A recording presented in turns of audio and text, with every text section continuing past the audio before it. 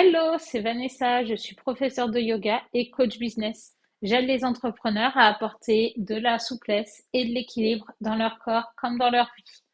Aujourd'hui, c'est un épisode sans bruit, de cigales et de la mer. Juste les bruits de ma maison. Parce que je suis chez moi dans le Maine-et-Loire et que nous, il n'y a pas tout ça. Clairement, voilà.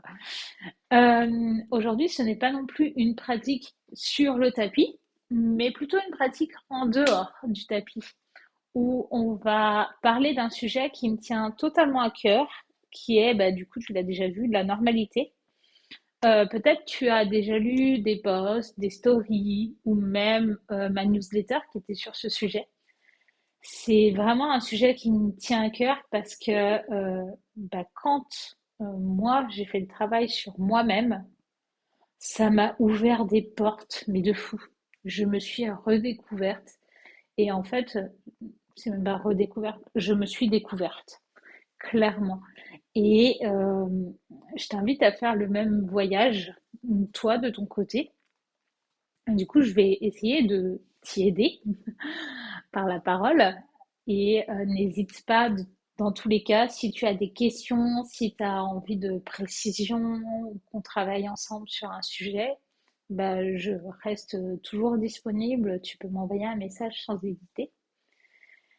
Et si je l'ai fait en newsletter, etc., et que je le remets ici sur le tapis, c'est parce qu'en fait, ce chemin, il est jamais fini. Il est tout le temps en continuel mouvement. Ce que tu crois être normal aujourd'hui ne sera peut-être plus demain, mais par contre, une nouvelle chose va arriver. Et il faut tout le temps travailler dessus. Et c'est assez marrant de voir en fait tout ce qui découle. Mais ça va t'éviter de nombreux blocages, que ce soit dans ton entreprise ou dans ta vie, et de te permettre en fait d'avancer plus sûr de toi, plus aligné que jamais. Voilà, voilà. Je sais que mes élèves font un peu le travail, un peu beaucoup le travail dessus, constamment. On en parle. Et c'est aussi pour ça que je fais l'épisode. C'est pour aider encore plus de personnes.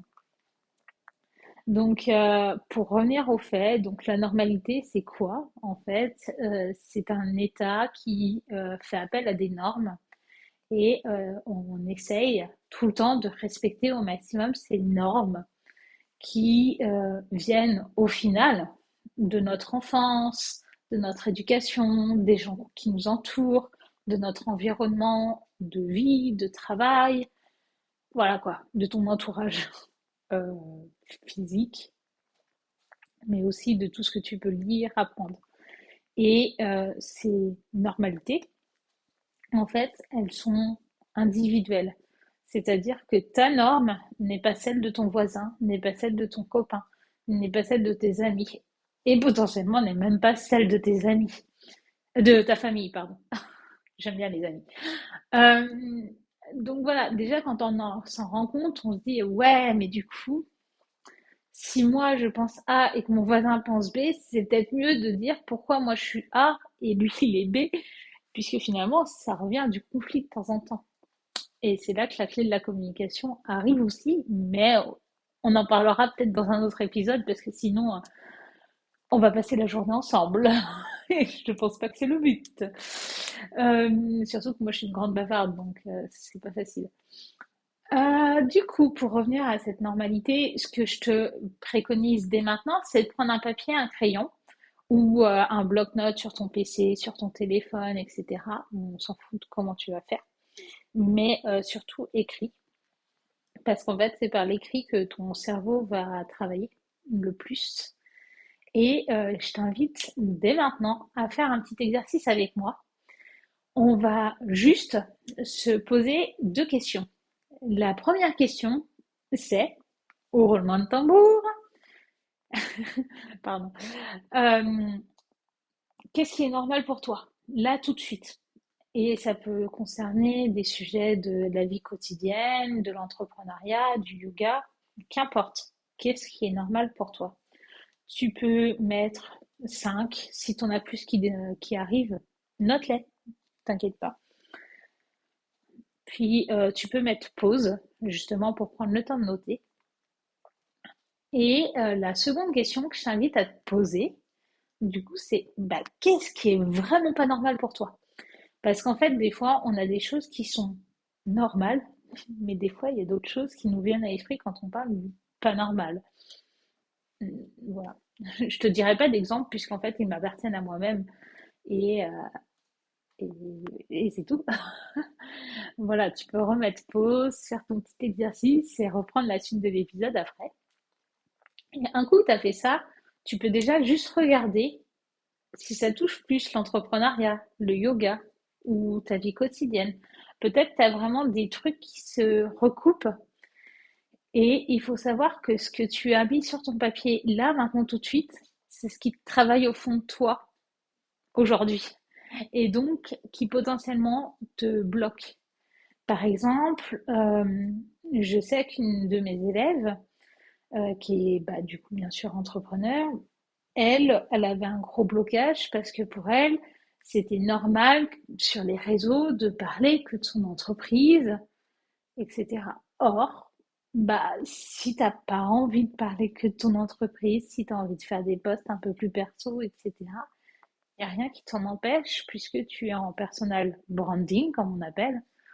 Bref, voilà, il y a plein de raisons qui font que c'est ok, c'est bon. Euh, Lâchons-nous la grappe et soyons comme on est, uniques. Déjà ça. Ensuite, du coup, on va parler un peu plus d'exemples et de processus qui peut arriver derrière. Donc, moi, en fait, c'est mieux de prendre des exemples qui m'ont touchée. J'ai demandé déjà à ma communauté, donc sur Instagram, de me dire eux ce qu'ils trouvent pas ça, enfin, ce qu'ils trouvaient ça normal et qu'au final ça, ils ont réussi à casser la norme, on va dire. Donc, je vais te citer quatre exemples déjà dans la vie quotidienne et peut-être qu'ils font partie de ce que tu as noté ou peut-être ça va faire écho en toi. La première chose, c'est bah, c'est normal de faire des câlins aux arbres, aux animaux, etc. Tu vas te dire, aux animaux, oui, les arbres, bof, quoi.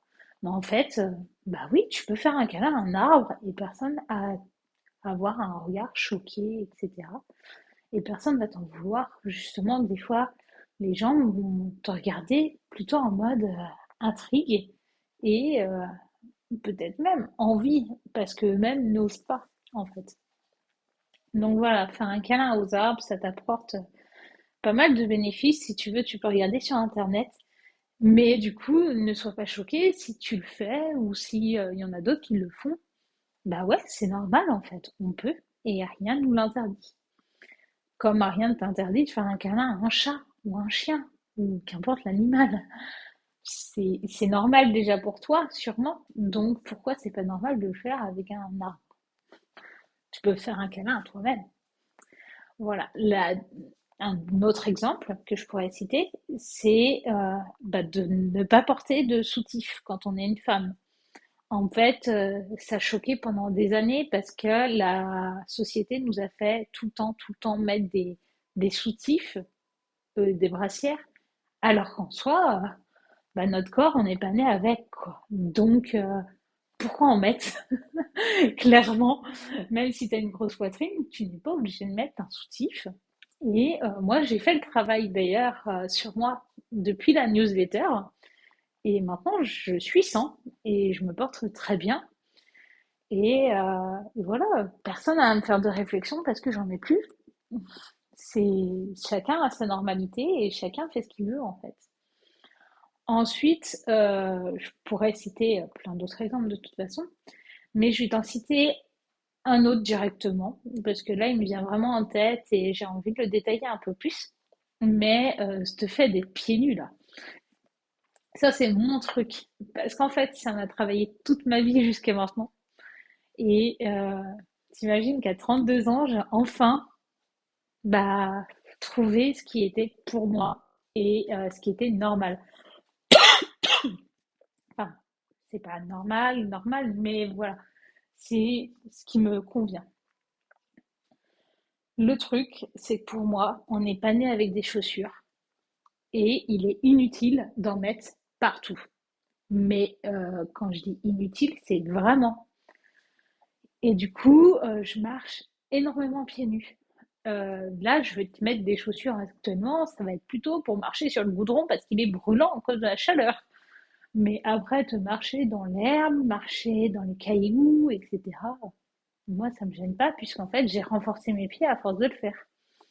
Et je, je te l'oblige pas, mais plus tu passes du temps pieds nus et surtout encore plus dehors, plus tu vas t'ancrer à ta terre et récupérer les bonnes énergies, vider tes mauvaises énergies, etc. Il y a vraiment un gros travail d'ancrage qui se fait avec toi et la terre te porte en fait.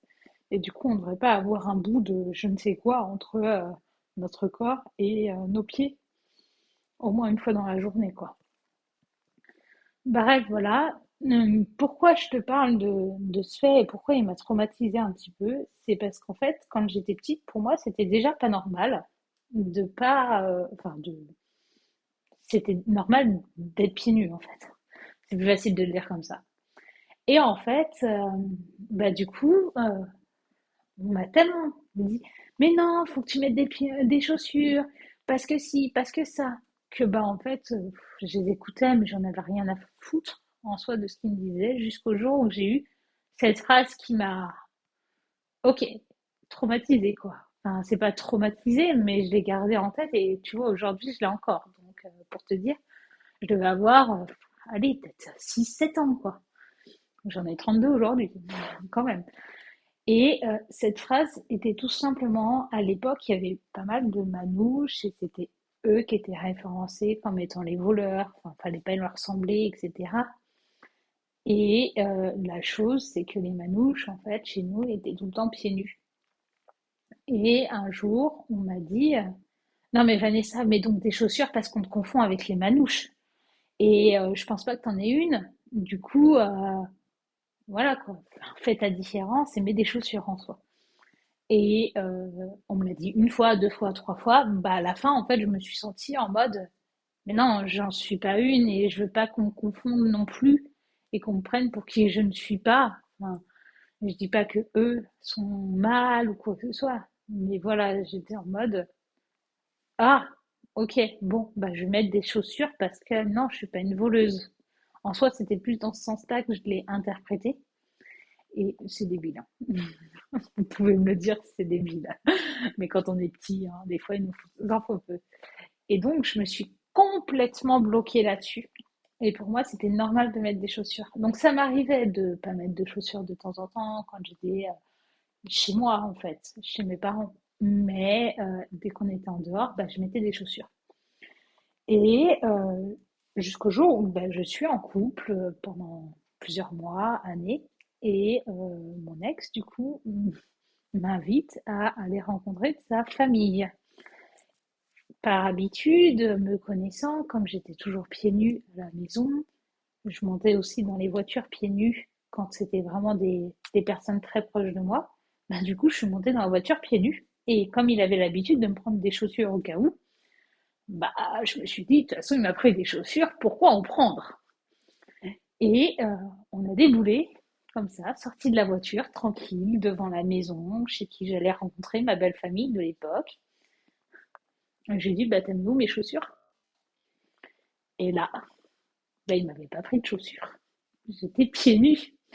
Rencontrer sa belle famille pieds nus, moi, je m'en foutais un petit peu, mais bon, voilà. Et lui, il s'en foutait pas du tout, hein. C'était hors de question, hein. Du coup, on a été faire les boutiques et on a acheté cette fameuse paire de chaussures. Et franchement, ça a été le commencement de ma révélation, en fait. D'où pourquoi je te le dis, c'est que bah, on est rentré dans le magasin et moi je me sentais mais observée comme jamais. J'avais l'impression que tous les regards étaient braqués sur moi parce que j'étais pieds nus. Et du coup j'ai pris des chaussures vite fait, je me suis cassée à la caisse, pas très à l'aise. Et puis là on leur a demandé, enfin on lui a demandé à la caissière, est-ce que vous pouvez tout couper pour que je puisse les mettre? Et donc elle, réaction, bah vous voulez que je récupère vos anciennes chaussures? Et moi, j'ai dit, ben, en fait, j'ai oublié mes chaussures chez moi, donc je viens juste en acheter pour en avoir. Et du coup, elle était un peu perturbée. Mais moi, ce que je me suis rendu compte, c'est que la caissière, en fait, elle me voyait et elle a pas tilté que j'avais pas de chaussures au pied, quoi. Et finalement, quand je me suis retournée et que j'ai regardé les gens, bah, la plupart me regardaient pas, vraiment, puisqu'ils regardaient pas mes pieds. Ils étaient complètement autre part. Et ici, c'est vraiment le moment où, ouais, c'était la révélation, en fait. J'ai redécouvert que j'avais l'impression d'avoir les regards braqués sur moi. Or, bah, c'est faux. Et, et du coup, j'étais à l'aise moi-même à être pieds nus dans ce putain de magasin, il faut le dire. Donc voilà, donc j'ai mis des chaussures, j'ai été voir ma belle famille de l'époque, et ça s'est super bien passé. Mais l'histoire, c'est quand même que je me suis pointée sans ces chaussures. Et bref, les années sont passées, je suis restée avec que ce magasin dans lequel j'étais pieds nus.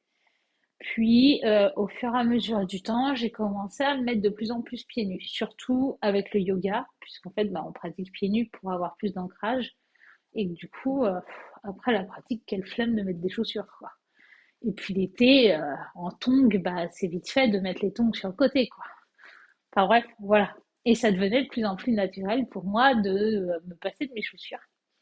Et dès que je le faisais, en fait, je m'étais préparé des petits pitchs au cas où quelqu'un me regardait mal ou me faisait une réflexion. Et, et de là, en fait, mes petits pitchs, je les ai jamais trop dit, hein, à part sur mon entourage où eux me faisaient des réflexions. Les autres, finalement, ils y prêtaient pas vraiment attention.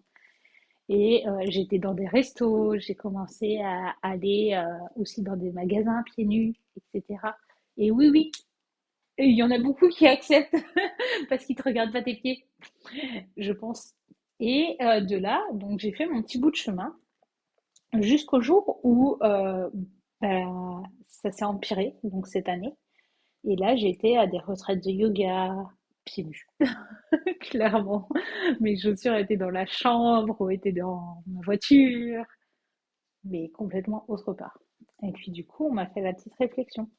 Et là, pour moi, c'était tellement naturel parce que j'avais passé tellement un cap, tellement naturel de pas mettre de chaussures que bah je disais oui, mais je suis mieux comme ça, tout simplement. Et un jour, j'ai décidé de le mettre sur Instagram en mode bah, est-ce que je suis toute seule ou quoi parce que j'étais choquée. Et quand j'ai mis sur Instagram, j'ai eu plein de réponses en me disant bah non, moi aussi je me trimballe partout pieds nus. Et là, j'étais en mode révélation. Et je me suis dit, mais pourquoi, pour moi, c'est la norme d'être avec des chaussures, alors qu'en fait, moi-même, j'essaie de casser ma propre norme, mais les voisines de très loin, bah, elles sont comme moi. Et du coup, pourquoi on se prend la tête avec ces putains de chaussures, quoi. Et voilà! Du coup, aujourd'hui, bah, on me fait une réflexion. Ah, madame, pour rentrer dans le resto, il faut des chaussures. Ah, ok, attendez, je les sors de sous mon bras ou de mon sac vite fait. Je les mets parce que monsieur veut. Et puis voilà, sinon après, je suis pieds nus. Et d'ailleurs, pour la petite anecdote, au tout début de mon road trip, j'ai été dans un resto avec une amie. D'ailleurs, c'était la table presque à côté, quoi. Pour faire 6 pas, il m'a fait chier le gars. Pour que je mette des chaussures. Et après, je lui ai demandé, bah, pourquoi vous m'obligez à mettre des chaussures?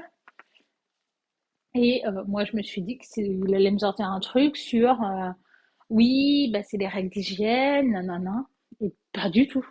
Il m'a juste dit bah, c'est parce que ça gêne les autres clients. Bah, en fait, déjà, il y avait presque pas de clients dans son resto. Mais en plus, ça gêne les autres clients. Mais en fait, personne n'a regardé mes pieds. Non, personne m'a regardé. Et, euh, et puis moi-même, j'ai même pas regardé les gens. Donc je sais même pas s'ils sont en chaussures ou pieds nus. Enfin, voilà. Mais ce gars était très mal à l'aise à me dire ça et c'était un peu sa porte de sortie. Mais je pense que ça le gênait plus lui que les autres.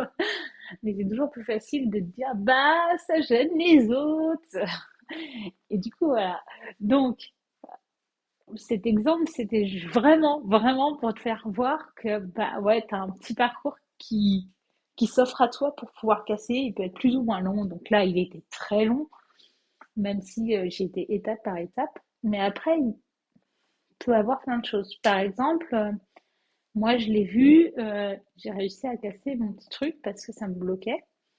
on va parler direct entrepreneuriat, mais le fait de faire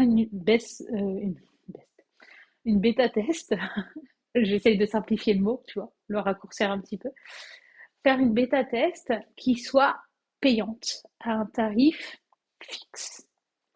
C'est une chose que j'ai vue plusieurs fois dans des formations, dans des bouquins, lors de mes recherches. Et c'est une stratégie que beaucoup utilisent. Sauf qu'en fait, moi, ça me gênait. Parce que bah, je savais pas quelle valeur encore je valais. J'avais beaucoup de travail à faire moi-même sur l'argent et de me dire, ouais, ça coûte ce prix-là. Je trouvais ça un peu pas placé, pas bien placé. Et j'en ai parlé d'ailleurs avec une autre entrepreneur, surtout une, qui, si écoute ce podcast, se rappellera de cette fameuse discussion d'un samedi. Et en fait, le truc, c'est que ben, moi, j'ai choisi de faire sans payer. Enfin, les gens payaient, mais ce qu'ils voulaient. Et au final, le tarif actuel de mon programme est simplement la moyenne, à peu près, de ce qu'on m'a donné. Tout simplement. Le truc, c'est que c'est pas parce qu'on te dit qu'on est obligé de le faire. C'est pas parce qu'on te dit que bah, ce qui marche le mieux, c'est de faire un bêta test à un prix fixe que c'est ce qui va marcher pour toi. Peut-être que toi, ça te bloque, ça te verrouille et que là, tu te dis, oh, ouais, mais du coup, si je trouve pas le bon prix, je vais avoir personne qui va tester mon offre. Et puis si elle va pas, du coup, les gens vont me demander de me rembourser. Nanana. Bref. Mais ça se trouve, toi, c'est complètement autre chose qui te va pour une bêta test. Et c'est tout à fait OK. C'est la même chose qui se passe avec le fait du ouais, il faut travailler beaucoup pour réussir. Alors ça, c'est un truc un peu dans l'air du temps, mais déjà, le beaucoup, c'est relatif. Et pour réussir, ça dépend de tes objectifs. Donc en fait, tout est relatif à toi-même. Du coup, est-ce qu'il y a une norme là-dessus? Aucune! Parce qu'en fait, bah, travailler beaucoup pour quelqu'un qui a pas l'habitude de beaucoup travailler, ça peut être 25 heures. Travailler beaucoup, ça peut être 45 heures. Ça peut être 50. Voilà, c'est relatif à toi.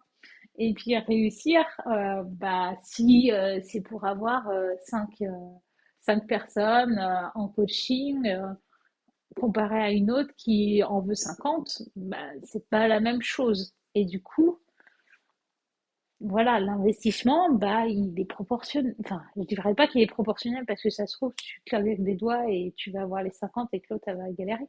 Mais l'investissement, voilà, enfin, tout ce qui se passe, il est juste relatif à toi-même et pas autant que s'il passe. En soi, c'est ça que je veux dire. Par exemple, moi-même, j'ai diminué le temps de travail que je fais et pour autant, bah, finalement, je mets moins de temps, par exemple, à faire ma création de contenu, etc., etc. Et, et bah, du coup, j'ai largement plus de retours. C'est juste, ok, du coup, je mets moins, mais je gagne plus. Donc, bah, finalement, est-ce que c'est utile de travailler plus? Non. C'est vraiment moi qui gère comme je veux et tu n'as pas besoin de te comparer à ton voisin ou d'avoir cette petite norme dans ta tête. Ensuite, dans le style de norme qu'on se met en tant qu'entrepreneur, c'est vraiment le tarif. Alors ça, je pense que tu y es, tu y as passé, ou n'importe. Mais du coup, on se dit, oh là là, mais je vais être trop cher, les gens, ils vont jamais acheter, etc. Mais en fait, ça, c'est le type de norme que pourquoi on se le met, quoi. En soi, la relation à l'argent, c'est super compliqué. Et ça vient vraiment de notre éducation, notre façon d'être, de faire, etc. Et c'est enfoui bien profond. Et on se met nos propres normes. J'explique tout de suite. Rien que par rapport à ton compte en banque, tu as une façon de le gérer qui dépend de la norme pour toi. Moi, par exemple, on m'a toujours appris à avoir de l'argent de secours, de l'argent sur mon compte pour pallier à toute situation et être dans le négatif, à zéro ou pas beaucoup, oh, c'est la crise, quoi. C'est chaud. Et bah, du coup, j'ai gardé ça. Mais j'ai appris et découvert que d'autres personnes, par exemple, c'est quand ils arrivent à zéro. Et d'autres personnes, quand ils sont dans le négatif, c'est OK pour eux. Moi, être dans le négatif, c'est la crise, quoi. Bon, maintenant, c'est moins. Mais, mais voilà. Et ce rapport que tu as rien qu'avec ton compte en banque, en fait, c'est un peu le même rapport que tu as avec les prix d'achat. En soi, on va parler, je sais pas, d'un cours de yoga, par exemple. Parce que c'est le truc que je connais le plus et que les gens jugent très très facilement. En soi, un cours de yoga, ça varie. Les prix, tu peux en trouver. D'ailleurs, tu peux en trouver des gratuits sur YouTube, ça je sais, ou même sur mon podcast maintenant. Mais tu en as qui sont à 10 euros, même voire moins de temps en temps. Et tu en as qui sont à 25 euros pour le cours à l'unité collectif. Et en soi, moi, je juge personne sur ce tarif parce que pour moi, c'est normal et ça requiert par rapport à la valeur que tu te projettes toi-même. Je vais m'expliquer vite fait, mais je pense que je vais faire un podcast là-dessus, ça sera plus simple, parce qu'encore une fois, ça va durer une plombe. Mais en soi, la valeur que toi, tu te perçois, c'est celle que tu reflètes dans ton prix. Et que du coup, les gens, à force de voir des gens, enfin des profs, mettre leur cours à 10 euros, bah pour eux, c'est normal d'avoir un cours à 10 euros, alors que bah finalement, ça vaut plus. Et il y en a d'autres qui vont trouver ça normal d'avoir des cours à 25 euros. Et que du coup, quand ils voient un cours à 10 euros, ils disent oh, mais c'est pas cher!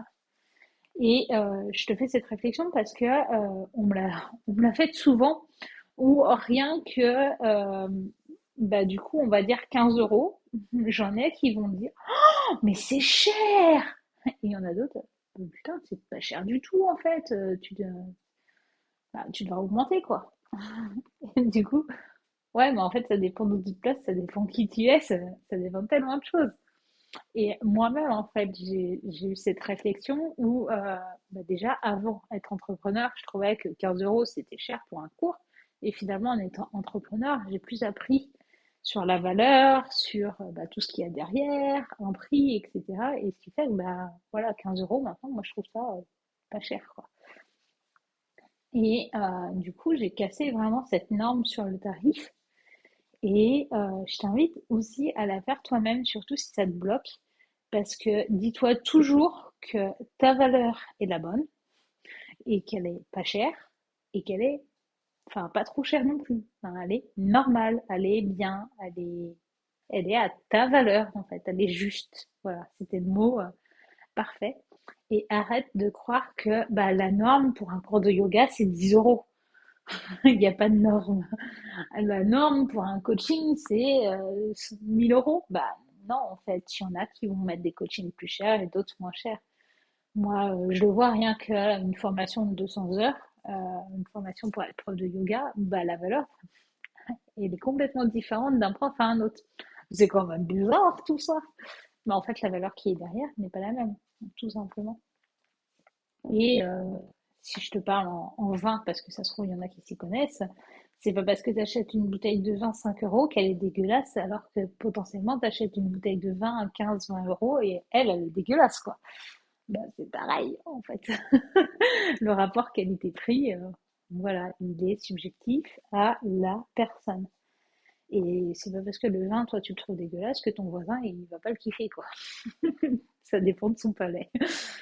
Je pense que voilà, ça c'est vraiment un super exemple par rapport à cette norme qu'on peut vraiment élargir et voir plus loin et arrêter de dire non mais c'est normal. Ben non, c'est pas normal. Bref, voilà. Du coup, je t'invite à revenir sur ta petite feuille de papier pour clore l'épisode, je vais dire l'émission carrément. Et sur cette feuille de papier, je t'invite à noter qu'est-ce qui a fait que pour toi ça soit normal?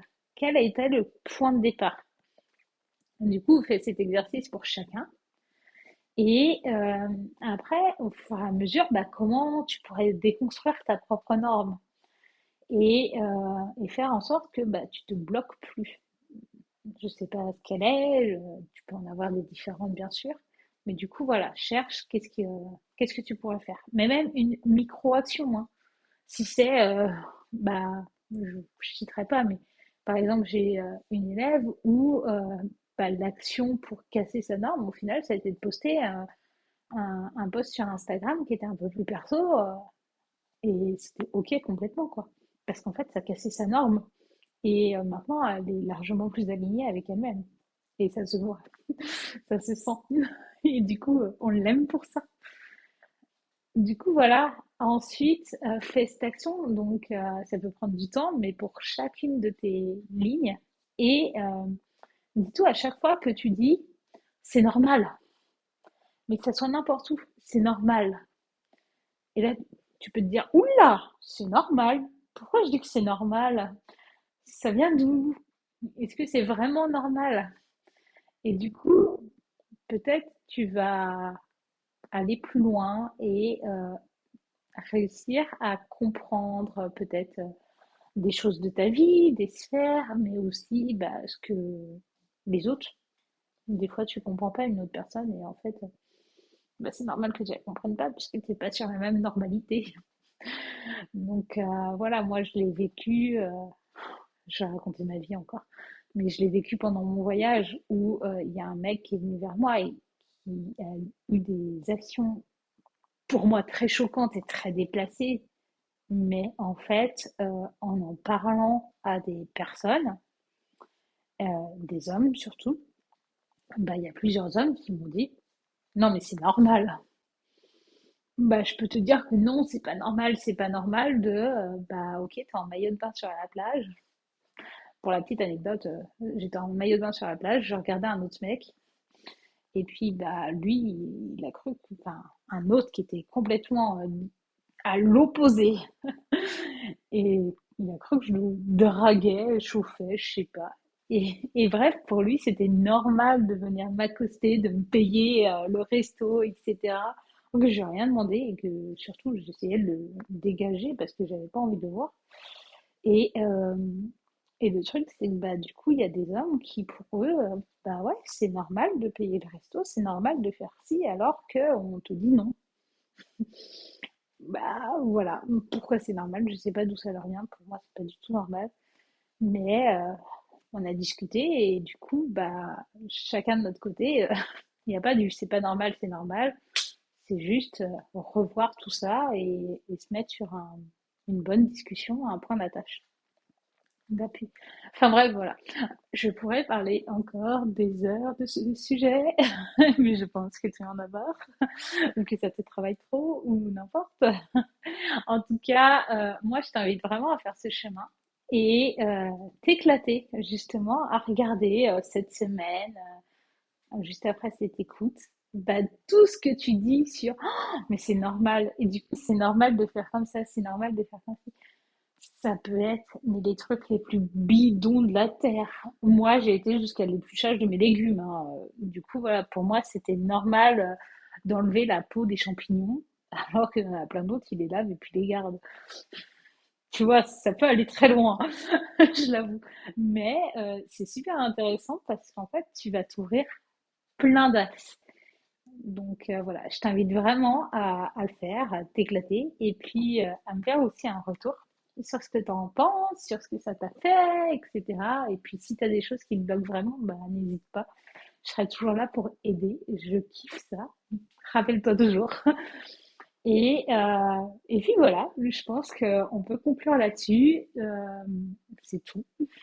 Éclate-toi en tout cas et prends soin de toi parce qu'en fait c'est nécessaire aussi dans cette phase. Et surtout, écoute-toi. Voilà, ça va être le fin mot de l'histoire. Pense vraiment à toi, rien qu'à toi, et tout ce qui est, c'est normal finalement. Il y a plein de choses qui ne sont pas à toi là-dedans. Comme moi avec les histoires des chaussures. Pour moi, c'est pas normal de porter des chaussures tout le temps, mais ça l'a été parce qu'on me l'a dit. Mais ma normalité à moi, qui est vraiment du plus profond et qui est la mienne et pas celle qu'on m'a donnée, et ben du coup, c'est de pas porter de chaussures. Donc effectivement, hein, tu sais très bien comment j'enregistre ce podcast. Je suis toujours pieds nus. Enfin bref. Bon allez, sur ce, je te laisse et puis bah bonne semaine, éclate-toi bien. Et puis je te dis à bientôt. Topette!